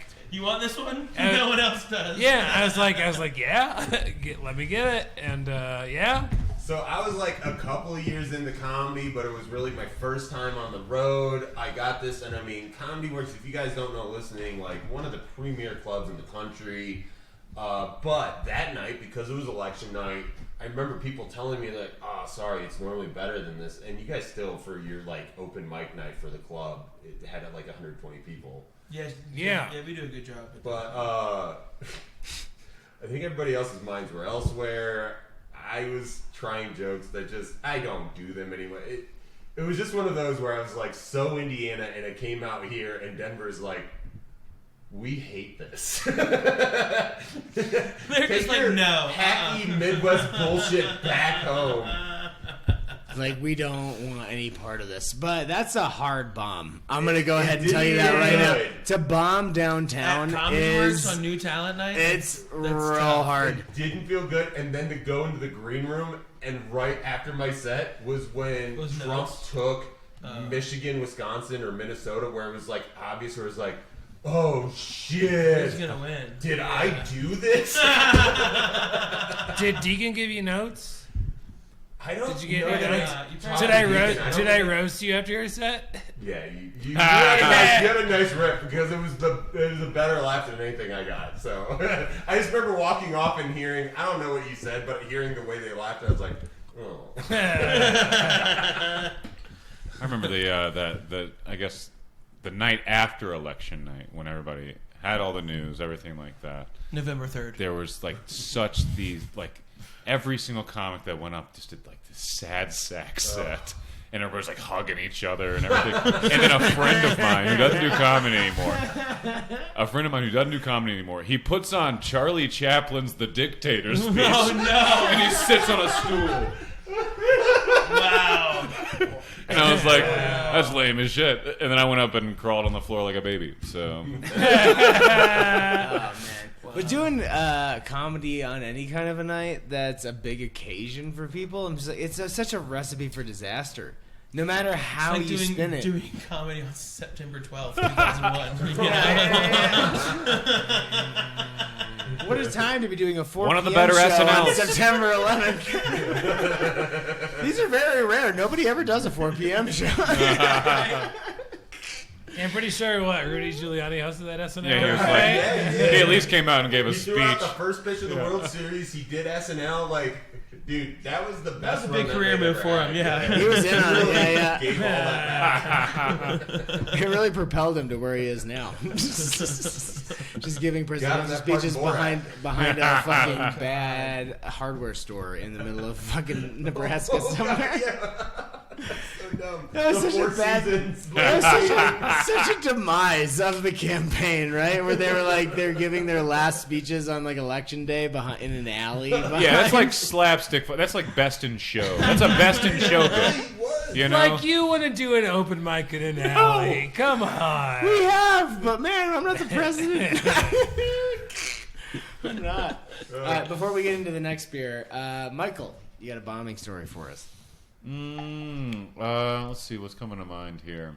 I was in Santa Fe, and I did this theater. It was an awesome theater. It's the John Cocteau Theater. It's I'm sorry. Can we say the name of that theater again? Slowly. Jean Cocteau Theater. Anyway, this dude, Carlos Medina down there set it up or whatever, and he brought out so many people. He was awesome. He paid us well. But it was a 100% Latino crowd, nice. And they were there for him. Did they speak English? Yeah, they spoke English. Okay, because I've done shows where they don't, and it's terrible. The best thing about a Carlos crowd is he's a good dude. Good comic. He played some music up top. Then he did it. He plays up the being like a Mexican bro kind of thing. Sure. Yeah. He plays up the Chicano culture. That comment was gonna go. So I'm not saying this show was. It's gonna go somewhere easily deleted. Mostly south of the border. Yeah, he really plays clip. Well, that's for the Rotating Tap Comedy Podcast. Anyway, the show, all the situation was great. Yeah. It should have been amazing. Ideal, right? We had a particular order, and then he calls me up first. I was supposed to go third, but he calls me up first, so I just literally run onto stage, and I go up there, and I'm just doing my wordplay, whatever the fuck I do, white boy shit. Yeah. And they're just not having it or whatever. And, okay, so then... my big saver is Centaur. Okay, The Centaur joke. my Centaur joke. The Centaur, Yes. And which is the failure rate hold is on. It's one of the best bits in all of comedy as I've ever seen. No, Like I okay. love it so much. That's it when at you least bring helps someone me on stage, when I'm right? sweating. You know. So Yeah, what? but it's like when I That's when say you bring that. someone on Yeah, stage yeah, for, and right? they Yeah. But get when I down. say that, I mean it like it doesn't always work. But Okay. when it does, Sure, yeah, it yeah. is pure gold. Yeah. you And the know? success rate's pretty good, but I get to that point and I'm just like sweating up there after 12 minutes, and I'm like, all right, so I'm gonna. And so I asked somebody in the audience if they'll volunteer if they'll help me out. And so this one guy's like, yeah, sure, I'll come up. And once again, this audience is not liking me, you know. And so he How comes much up. time were you doing? What's your set? I was doing 15 minutes. Okay. Yeah. Got a And- half hour to even funnier. Which is Yeah, not yeah. as short. It's not short, but it's not long. Yeah, but you're like, but you can tell it's eternity when you're eating shit. You Yeah. can tell 3 minutes in on a 15-minute set where you're like, I've pivoted 4 times. Yeah. And Yeah. I don't think I have another pivot in me. Yeah. I just did 5 closers. Oh, this will get him. Oh, fuck. This will get him. Oh, god damn it. So they're staring at me blankly. I bring this guy up on stage. I tell him to get down. This is supposed to be my saving grace for this thing, you know? It's a big Hail Mary, right? And I go, all right, now get on all fours, all right? Which is what I tell him. And he goes, I'm not While gonna, you're bombing, you're just he goes, telling a guy he to goes, get on all 4s. I'm not gonna do that. And I was like, oh, well, geez. No, come on, just do it. Like, Come on! That's like me saying keep your table conversations down. That's fucking priceless, dude. Holy so shit. he goes, no, I just had knee surgery. I can't get on my knees. And I was like, ugh, okay. And so he just walks back to his seat, and I'm just still standing up there, and I'm like, anybody else? Anybody else? Oh, no! And he goes, he's sitting next to this guy. He's like, my friend will do it, okay? And this dude has face tattoos, and he's about 250 pounds of just thug muscle, dude.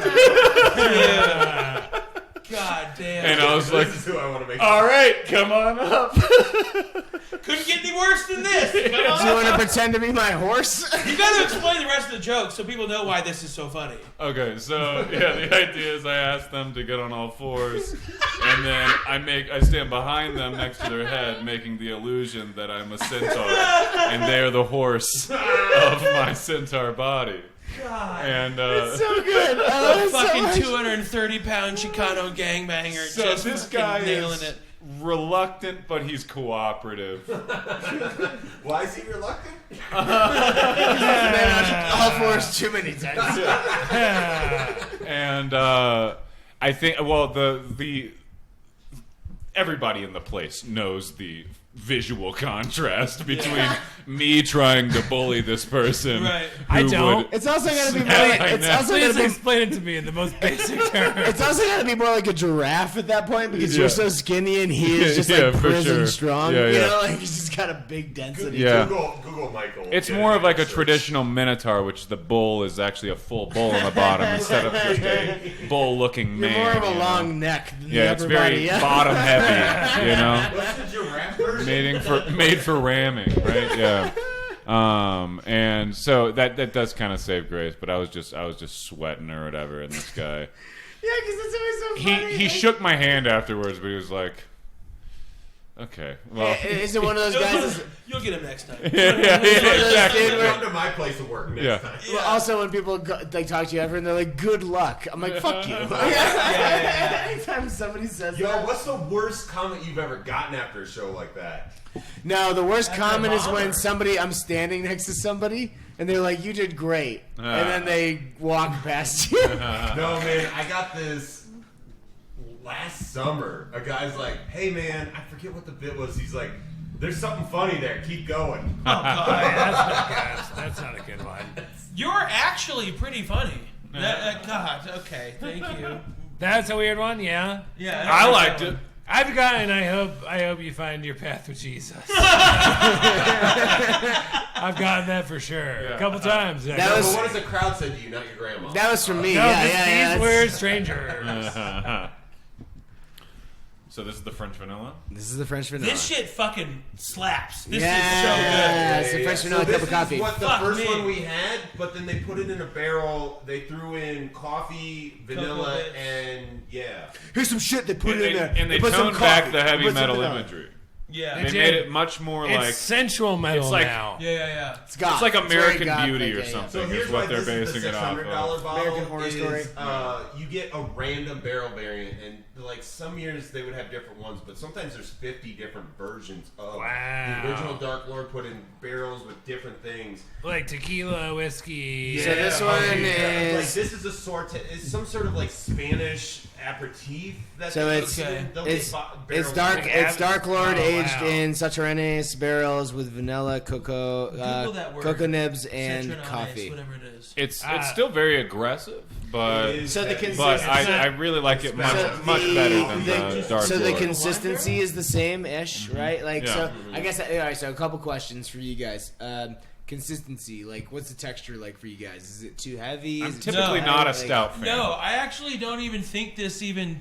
I thought these were two completely different beers. Yeah. I had no idea. The they wax were didn't same. give it away. We're totally No, the no, same. the wax told me that it was the same brewery.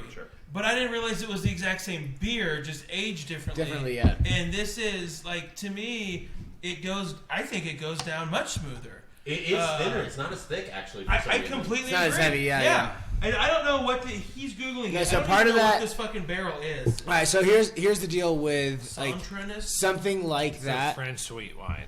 French sweet wine. It's probably like a That makes port or sense. something like that. It's Yeah. probably like a dessert wine. So one thing that you'll find with versions like this one are they will blend multiple barrels together Yeah, to get the yeah. viscosity and the flavor that they want. So it's not just this one. It's not just Dark Lord. It's not like they've got a whole tank of Dark Lord that's just like sitting around. Yeah. They put all of this shit into barrels and then they pull pins off of different barrels and then they blend it together to get the flavor profile that they want. So one of them might have aged or fermented differently that gave it a thinner body, and that's what they wanted. So they give that, so they fill up more with that, and then they put the more thick syrupy blend or the variety on top of that, and then they get the viscosity that they want, they get the flavor profiles that they want. So it's not just a straight kind of this is the thing that it is. It's anytime it's barrel aged, it's usually a blend of multiple beers. And people also use barrels repeatedly for different different things. And the barrels change over time. So it's inevitable. This one was a batch. They had 2,500 bottles.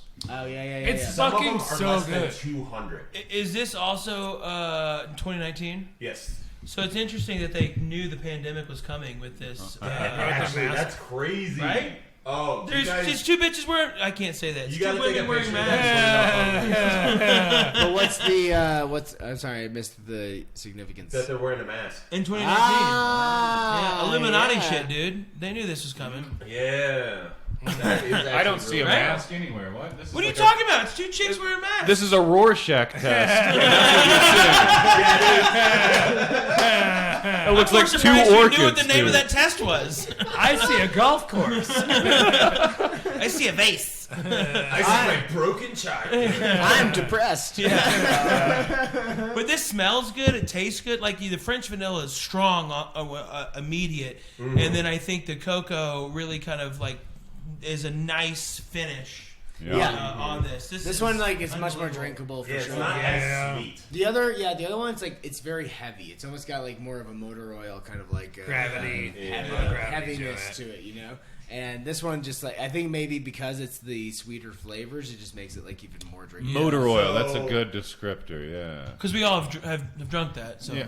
Oh, you guys ever huff gas? Only knew 5W20. Nothing else. Are you from Never Arkansas? used. No, but I remember we tried to siphon gas one time out of people's cars and snowmobiles because we wanted to go to the casino when we were 16. That was a memory I have. Yeah, I'm glad I gas gassed memory. lots. Yeah. I'm surprised you can function.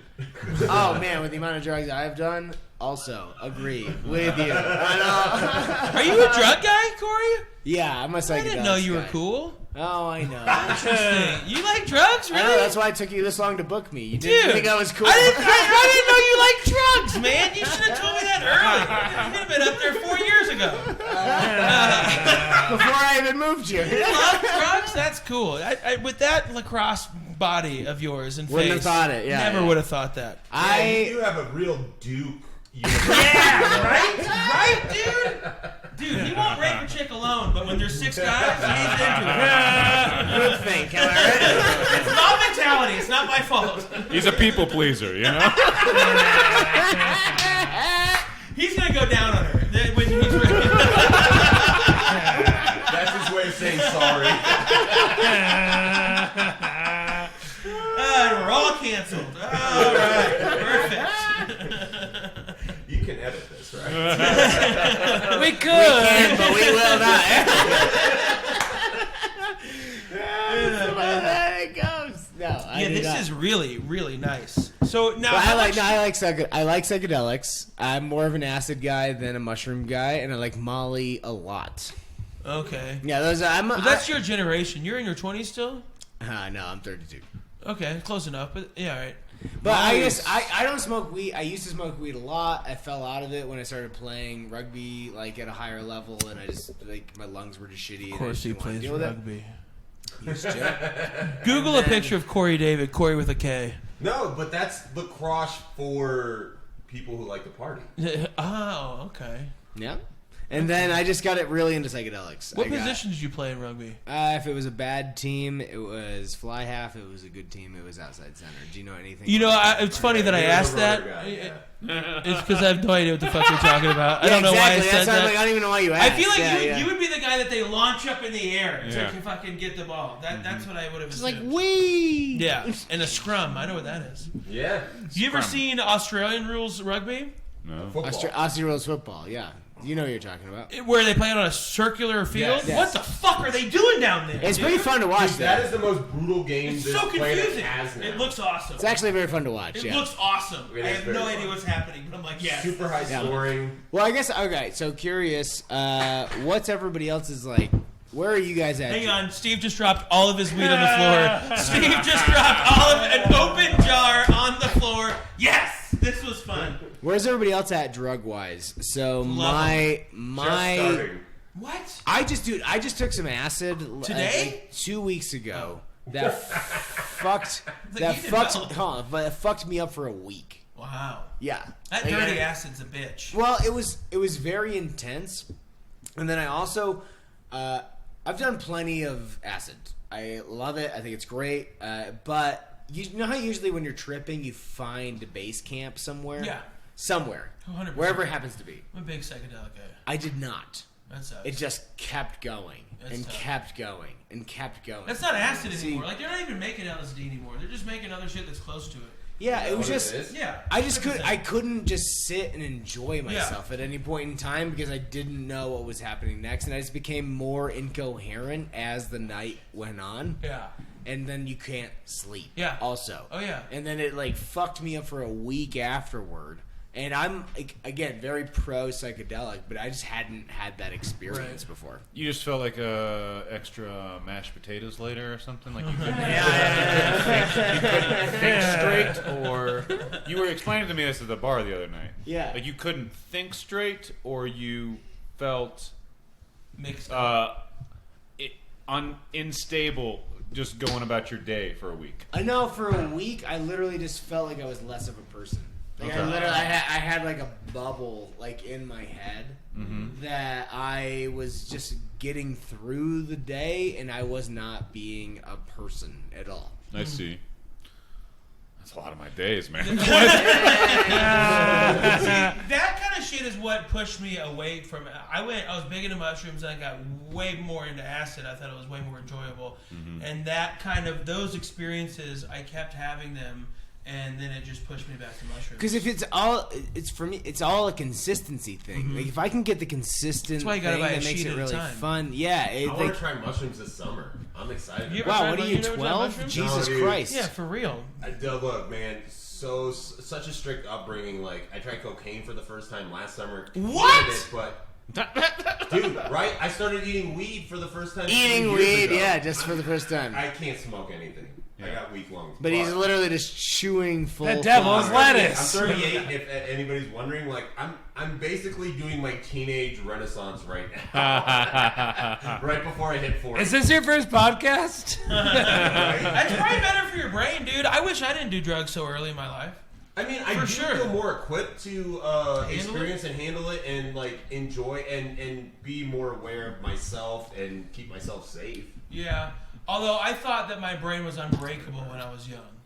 Like, and I of used course, to try, yeah. I used to try to break my brain. Like, I ate a quarter of mushrooms one time freshman year in college, and I was like, let's see what happens. Yeah. Like, I was all about try it all. And then I tried 2CI, which at the time you could still buy on the internet because they didn't know what it was yet. What is that? 2CI, it's a designer drug. Yeah. And it Very Calvin Klein. fucking... I was like, nope, don't try everything. My bad. Not for me. Oh, Yeah. boy. That's the worst trip I ever Well, had. fuck, dude, it Yeah. was awful. I hated every minute of it. Wait. Someone what's- very early in that trip, I had some 2CI, right? Mm-hmm. Very early in that trip, I was wearing a brown jacket, and this girl who I just met, Fun detail, yeah. this girl who I had just met, just been like, nice brown jacket. That's just kind of what you are, huh? Just brown. You're just like a brown person. And I'm like, oh, Jesus. You just wrapped your drip. Like right when you just get started, you're like, God. oh boy, can't wait to have this Yeah. fun trip. You're so I think she was brown. trying to neg me. However, And it worked. And it worked. No. I also lost my love for the Doors that night. Oh, I was no. like, Jim Morrison sucks. Why is there no bass in this? Yes, that's exactly why. What if Kendrick Lamar was in the Doors? Damn. Yeah, 2CI was crazy. I And Yeah, that's that's another part that sucks is that you get drugs that people say it's this thing, but it's actually not, something else. Yeah, I just haven't really had great acid since I've been out here. The acid that I had was from some guy that was just like, it was literally the bubble off of the end of a dropper, and it sent me into fucking hyperspace. It was wild. Cop? Come on. So you've never done any psychedelics, Peter? No, I'm really looking forward to it though. What's been your reservation? Partly acquiring it. Oh, boy. Yeah, Indiana is different. Yeah. Oh yeah, no, Indiana sucks, man. Even the cops will just give you free mushrooms out here. Really? No, Indiana is still basically 1950s. The number of people that I run into in Denver that are like, I got mushrooms. I feel like Colorado is like the place for mushrooms of the country right now. Yeah. I was also here performing the night they decriminalized it. Yeah. I got an Uber ride, and the guy's like, well, I don't need these anymore. And he gave me all these like stickers of like legalized psilocybin and pass, whatever the law. You really are a narc. You don't even know what He said psilocybin. Psilocybin? Which sounds like a mortal. I don't know, guys. Which Come sounds like back to the Midwest, Heinz. That sounds like a Mortal Kombat character. Psilocybin. What's your August look like? I'm flying you out. Oh man, do the show before your mushroom trip. That's great. Have you guys ever been on stage while you were tripping? Oh, dude. Yeah. Yeah. Go on, Michael. Go on. Oh, we did a mushroom show right before. So the show was themed for mushrooms. Yeah. Okay, well that's fine. And I mean, it's not a crazy story, but it was. It's a story, yeah. Yeah. So we did that right before the lockdown, probably like February last year. Heard about it. And so I'm on stage, and I'm only doing like 10 minutes, but it's very, very difficult. I'm like right on the, like I feel like I could pretty easily manage coming down off of a trip being on stage, you know? Yeah. But not when you're going up. when you're going up and you're about to, like, I timed it right. Again, it's all about took base it like camp. an hour. It's all about like being in the space that you know, like, hey, this is as big as it's gonna go. Yeah. Yeah. And I'm pretty sure the venue, I mean, because why would they clear it with the venue that we will be on mushrooms? That's a good point. You know? It was Kinga's. They can't possibly clear Oh, the venue. was it downstairs or in the back? Upstairs. Okay. And so the bartenders are there, and like, I mean, everybody that's going up is speaking pretty candidly about all the performers being on mushrooms, very you know? And so I'm sure the bartenders maybe They've not, got worse drugs they going maybe in the don't back care, there. but also that's a risk. You know what I mean? Like, anyway. Do you want to know what's gone on in Kinga's?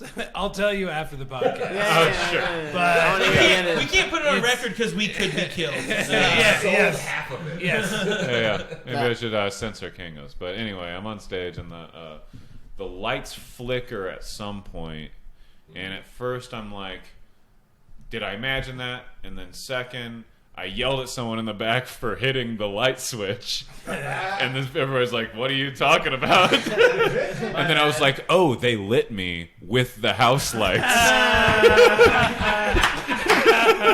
And they're upset that I'm on stage right now. I'm tanking it. I thought I was doing okay for the circumstances, right? Wow. And then I think Josue came over to me and I was like, what, am I not being professional enough at this mushroom show, Josue?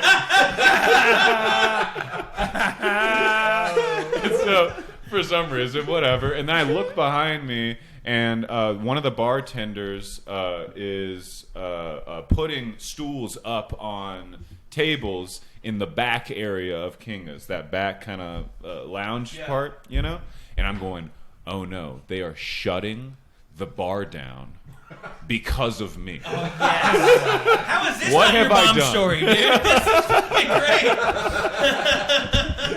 Got to it. Yeah. It's like not even an actual bomb, it's a self-perceived bomb. Best second bomb. Kinga's declared bankruptcy that night.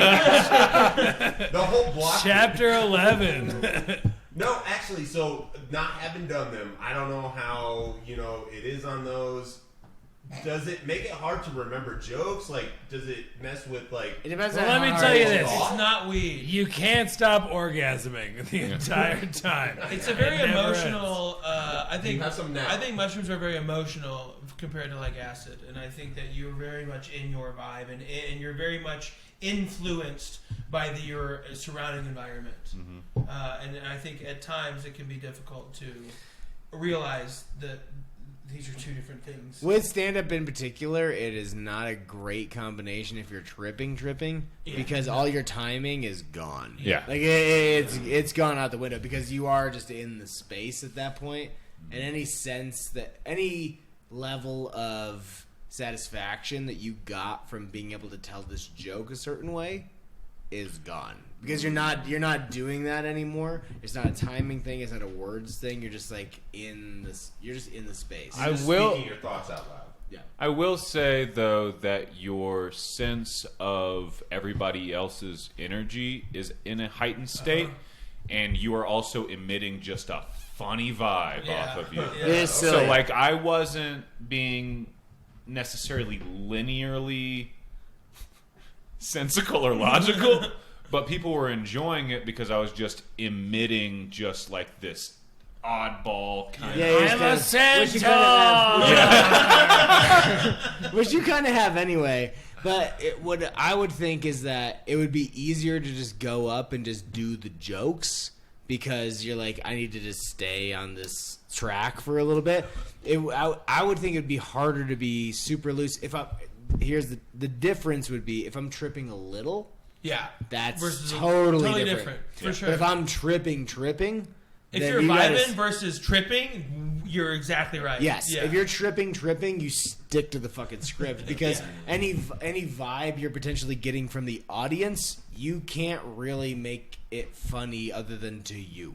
Yeah. Because that's I'm only seeing diamonds in the fucking ceiling. You know, like I'm not. Nobody else is seeing that. You know, I'm the one that's seeing that, as opposed to just being loosely tripping and they're just body high at that point. And you're It's cognizant that what you're seeing, is just you seeing it, that not everyone else is. I haven't done a lot of tripping sets. You know, I've done some light tripping sets, but I've never done anything where I was just like out of my mind tripping doing a comedy set because that seems like it would be terrible. I would want to record it if I was going to do that. It would be so. I'd love to see what it looks like. It would be so incoherent. It could be. You could be crushing. Who knows?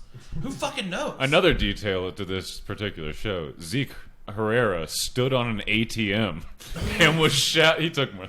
He is not a tiny. He was just. Nor is he nimble. I don't know how He is surprisingly nimble. Really? I've seen him This in scale a California? fence like nothing. My first reaction Was was this how does Humboldt County? Huh? Was this in Humboldt County? No, this was here. my first reaction was how does he have the balance? Yeah, right? Absolutely. Because there's no flat. First he climbed on the flat table, tops. then he climbed on a stool, then he climbed on the ATM. Really climbing And capitalism. we were like, get down. He's like, I'm fine! Yelling I'm fine on an ATM button.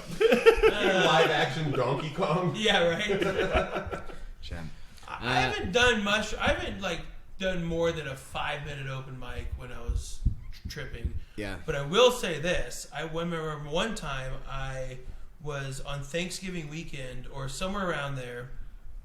Colin Kane was the headliner. Yeah.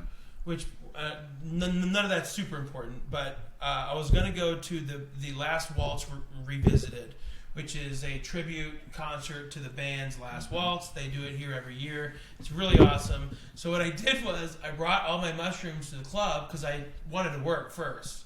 So I brought my mushrooms to the club, and I timed it perfectly. I got showdown. I added a couple minutes, like maybe 10 minutes, and I timed it, and I go back to the kitchen, and I'm like, hey, put these into a quesadilla. And let me fucking get that. And it's like a full eighth. Like, I'm ready to go, right? And so I eat that quesadilla, and I'm like, oh, he's going to get off any time now. And this motherfucker goes 30 or 40 minutes long. and I am in the green room actively fucking like getting into. I'm Coming like, up, this is not good. You're coming up. And the problem is you're coming up and you're in the wrong mindset, which is the time you need to be in the right mindset. When you're coming up and you're like, oh God. and so, because I still had to drive up there. I had to drive to my house and then walk over because it was at the Ogden and I lived right by it. So I'm like, what the fuck am I going to do right now? By the time he got off, I am peaking.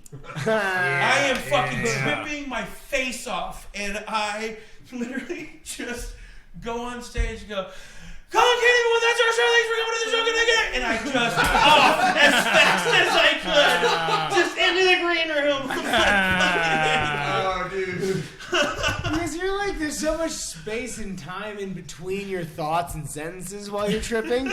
You don't. That's not how stand-up works. It shouldn't be. That is not how stand-up works at all. Yeah. Stand-up is very much. High. Yeah, very stand-up is so much. The point and the sentences, these things need to exist very tightly, and they're in a very specific spot. And but when you're things tripping, go ahead. when you're tripping, you're just like. Time is And things have like two interpretations or valences when you're speaking normally, and instead it's like I'm interpreting this in 6 different ways. And you're also receiving the information. What does he mean by that? You know, you're receiving the information so differently too. Because how many jokes do you have that like they go fine, but they don't go great, and then you just immediately have that ripcord of like they fucking hate me. oh Lord, they fucking hate every part of this. That wasn't an applause break. I need to pivot again. Yeah. Are you guys on my side? I thought you guys were cool. All right, before we wrap up, let's do a little rank and review. I know these styles don't really have anything to do with each other, but They're all hype. Well, yeah. What does that mean? hype. Hype? I mean, I know what Hyphy, dog. It's high value, but not necessarily like high in actual quality. It's just hype. It's so literally high. It's literally the same way comics are It's hype. like it's Supreme. Okay. It's like Supreme. You know what I mean? How much? So you got tickets for these, obviously. Yeah. So how much when you get tickets are these worth? So you buy the ticket. The ticket's $200. The ticket gets you to the festival, but you also get 4 of the regular and then 1 barrel variant. But it's random which variant you get, and so people fight over those. Like my favorite was the least popular, but 2016 I got Dwarven Power Bottom. Great name, right? It was just the Dark Lord aged in a Moscato barrel. Okay. But then the one that everybody wants, the like one that you can sell day of for $1,000 is called Marshmallow Hanji. And it's not far off from it, right? Yes. It's just the Dark Lord aged in a bourbon barrel with cocoa nibs and vanilla. That's it, huh? That's it. But they just figured out the recipe perfectly. It's amazing though. I got it. My 2018 was that, and I opened that up a couple of years ago, and it was the first time I ever had it. It hit the hype. Mm-hmm. No. So you gotta love these big beers. So this says it's formula 1,188,520. That's what it says here. So does this mean that they literally tried 1.1 million fucking variations to get this right perfectly? What the fuck does this mean? I genuinely don't know, but I do know from year to year, even the base Dark Lord, they do change a little bit because some of them, the 2017 had more of a red fruit flavor. The 2015 was very brown sugar cinnamon. So it does every year change, and then when you put the barrel stuff in it, I'm really nerding out right now. No, we want to hear it. That's the point. That's kind of the point. I know that I'm looking at my phone, but I do want to hear this. I legit, this was confusing to me. This is a beer podcast. Yeah. Yeah, it's it's one of those that I like sweeter beers. I don't like roasty or coffee flavored stuff, so this is already in my ballpark, just the straight up Dark Lord, and then the real gem is like that kind of like quiet lottery of trying to get your berry and figuring out what it is. Yeah. Every once in a while, like I don't want to say that any of them are bad, but there's sometimes you'll get a variant and you're like, fuck, this is the worst you could get. Yeah. The worst of them, yeah. This is the kid nobody picks for. Which can feel like you feel They're like you're peppermint. just- You're like, God damn it. Dude, they had a hot pepper one year that was way too hot. Like, it just ruined the whole thing. I can't imagine. This I love something a this good green thick chili and beer. No, green peppery. chili beers are I'm fucking a big gross, fan. dude. What? Fuck you! Those fucking things are gross. fucking delightful. No, they're not. No. Bro, Literally, you dude. guys are all wrong. No, you're wrong. Bull and Bush has a green hatch chili and You haven't convinced me of anything. Bro, They've next got a green podcast, hatch- I'll No. fucking go bring some for you. No. Because they use the peaches, they use Palisade peaches and This has green chilies. nothing to do with It's it. fucking delightful. No. Chili you guys peach. are all wrong. No. What? Is it more heavy on the chili side or the peach side? It's such a good balance because the peach really. I'm serious. The peach mellows out the hatch. The green chili. terrible flavor of the chili. Hatch green chili? Yeah. Dude, you're not even a fucking native here. Of course you don't like fucking. Wow, you got defensive really fast. You got Yeah, defensive who really doesn't fast. like green chili beer, man? I like green chili everything besides beer, Brent. You've had bad green chili beers. What No, green that's chili not beers true. have you had? All of them. I I've don't literally believe had you. so many. What? Really? We've I'm done not a fan 70 of chili episodes of this beers podcast. either. You don't think I've had a green chili I don't fucking think you beer? have had a good one then. There's no good ones. Maybe I just like bad beers. It all be- just smells like fucking green pepper skin. Would it be All comparable of to it. like a Bloody Mary type experience? No. No. It just tastes great. it's very vegetal. It's very vegetal. I walked in. That's close to vaginal. Oh, being bad boys, I talking walked about in, vaginas. I walked in during a brew day when they were making a Serrano pepper beer, and they were live cutting like The Ranas. 400 pounds, and it was like you walk into like the whole building was just maced. Like Yeah. as soon as you walk in, you're like everything is running. Huh. Why are you all acting like that's not delightful? Yeah, I went to a George Floyd protest. I love that. I'm a big fan. Yeah, I'm a big fan. I don't know. I think you're all wrong. I love green chili beers. Well, that's good. I've had Yeah. some bad ones, but People are wrong about a lot of things, Brent. It's okay. yeah, I know. But I haven't been wrong since fucking 2019. Were you the one that said this COVID thing ain't gonna be a big deal? That's for sure, man. That's delicious. Before we get out of here, what do you guys want to rank? What's not 1, 2, and 3 This is easy. between the variant, the Dark Lord, and Heady Topper? Am I starting? Yeah, go ahead. Oh, You said it was easy. it is easy. I think by far this is the most unique, robust. This variant, The Dark Lord variant? the French Dark Lord vanilla variant, bullshit. is I the agree. most unique and complex beer in here. I think that the next one, and I would want this on a more regular basis, is the Heady Topper, and then far last is this Dark Lord. I do not like the Dark Lord at all. I'm very surprised that this variant same beer, right? I'm so surprised it's the same beer. Because that Dark Lord I do not like. I don't like the way it smells. I don't like the way it tastes. I don't But like would the- you even believe that like one of the beers on this table is like a $500 bottle? So I'm not huge into the beer world. That blows my mind. That Yeah. I mean, it shouldn't, because everything has a niche top Niche, end. you know, like a cigar comic can cost books, games, $500, whatever the fuck, yeah, you yeah. know. So that does blow my mind. But that is a fantastic mixture of and like they just nailed that. Yeah, it's that super variant. Honestly, I would give it the same ranking. I really Yeah. would. Yeah, Not- Me too, actually. I'm going the same. Can I'm I, going the same direction. can- yeah. If we're wrapping up between us, can I take next because you're a true like Oh, no, please. connoisseur? All yours. Okay, because I'm a total novice, and I think Centaurs you're. don't really drink beer very often. Well, historically. I've been very much educated tonight because I feel like before I moved out here, which was like 4 years ago, I was mostly like a Rolling Rock drinker, you know. That's fine. You know? That's fine. And then I came out here, It isn't, and there's so many shows at breweries that I was actually exposed to it If all the you're a time. comedy- But when I'm actually ordering it, I'm just like, let me get your lager, or let me get your American Pale Ale, or something like that. And I sometimes remember the names, Yeah. but I don't know why I like it or anything like that. Yeah. And in terms of this, I would definitely drink Heady Topper.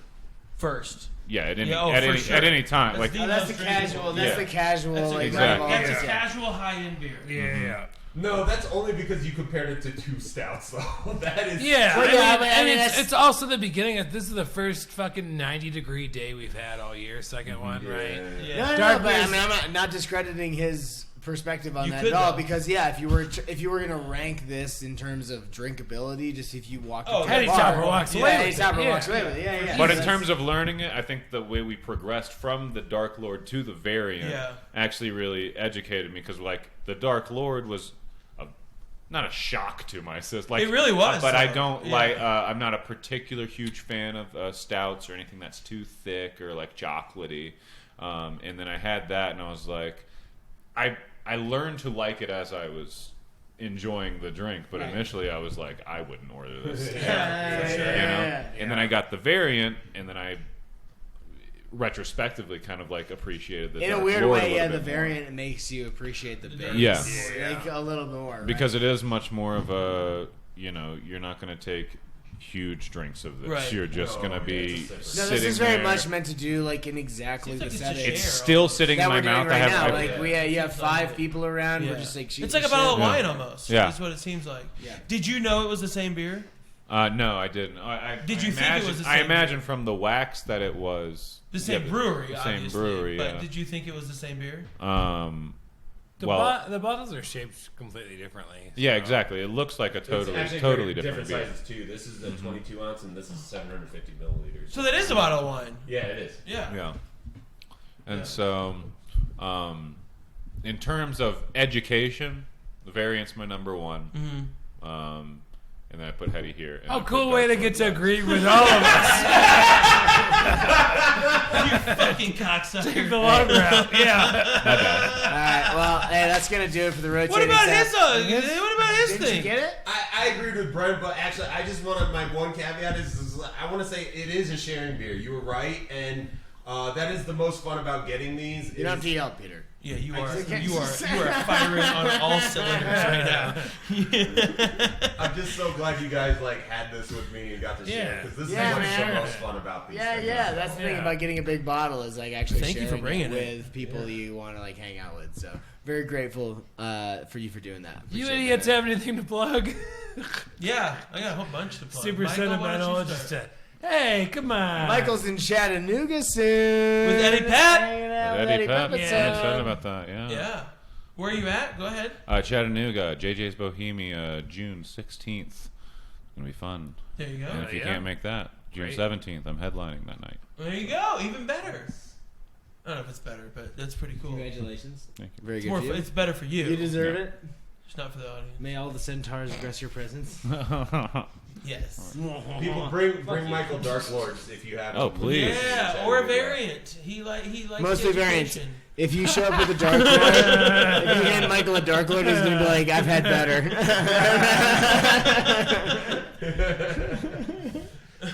I honestly, this has been my biggest thing of the summer is doing this run in Denver, but it's over. So I don't know. My Instagram is PEHEINZ Heinz. I started it before I started comedy, and I just like thought it was like a. You know you can Gmail. change it, right? I need to, but And nothing will happen. Like everyone will still be able I've to changed find my you Instagram just handle fine. like 3 times. Yeah, you're fine. Everyone still finds you. yeah, I don't know. Just follow me. I might do something near you someday. Sick. Nice. Fucking. Way to go. Yeah, that was a sick pitch.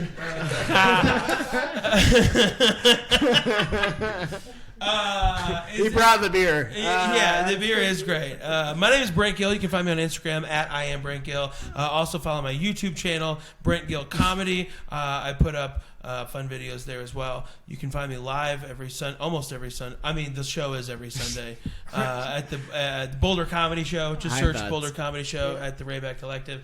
Depending on when this comes out, if you're a Denver-based person, if you go to Brent Gill Comedy, you can find my calendar, and I will be at Stem Cider on the Thursday coming up. God damn it! What day is this? On It's- the Thursday. That's all right. We have a show. We'll cut it out anyway.